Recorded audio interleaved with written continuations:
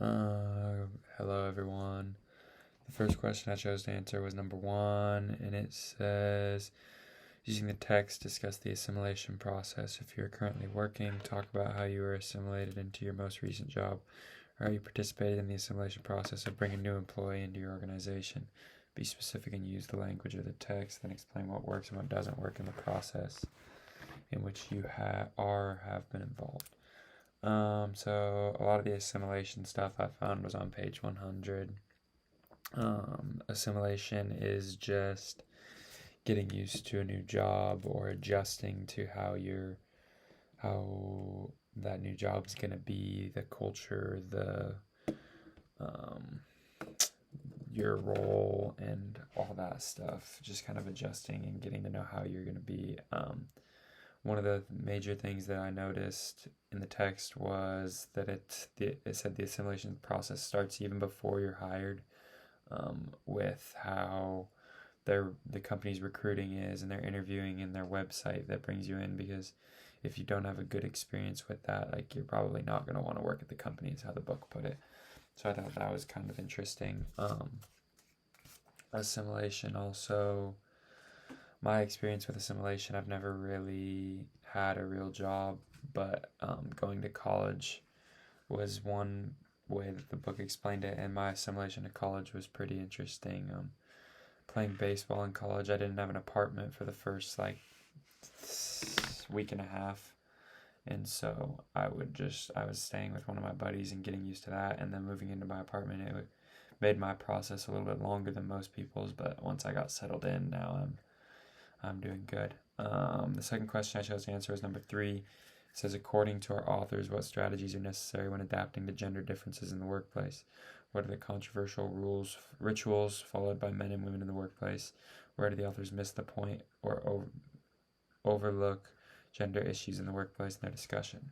So a lot of the gender things I found were on page 110.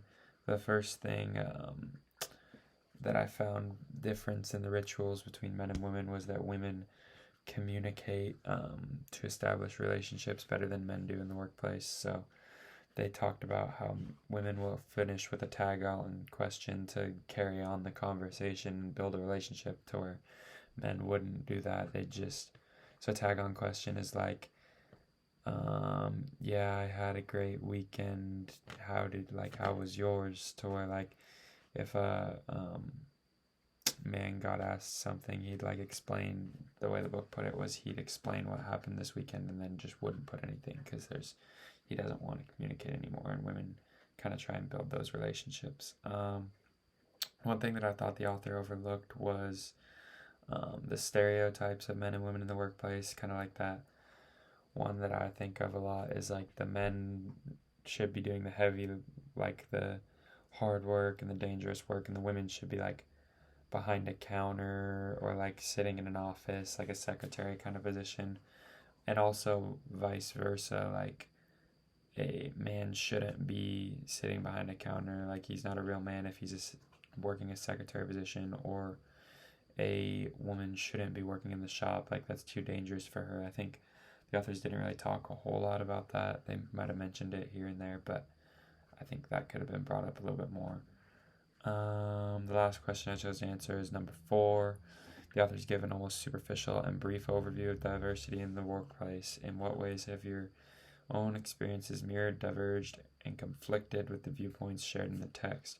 Be clear and give specific examples. So in the text, it talked a lot about how, like, there's no success in the workplace without diversity, because you're not getting all the angles. And so I've never really, like I said before, I've never really had a real job, but in my job, I've witnessed a lot of diversity in all of our customers that we service. And I've learned to never really judge a customer based on their appearances or the way like perception, right? And the book talked a little bit about that this chapter, but I mean, some of the messiest shops or the dirtiest customers were some of the most like caring, nice people you'd meet, but they're like, that perception of them, you're like, oh, you're kind of dirty. Like, I don't know that like this guy's gonna be kind of, I don't know how to put that, but I think you guys all know what I'm talking about. But then on the other hand, like there's been some really like spiffy looking, sharp dressed, kind of clean up well people that are like, I wouldn't want to deal with you on a daily basis because you're kind of just not not a pleasant person. Like you're not a good person, or at least it didn't seem like it with our interaction. And so that kind of stuff, like having that diversity and like not judging people based on what what your perception of them is. So yeah,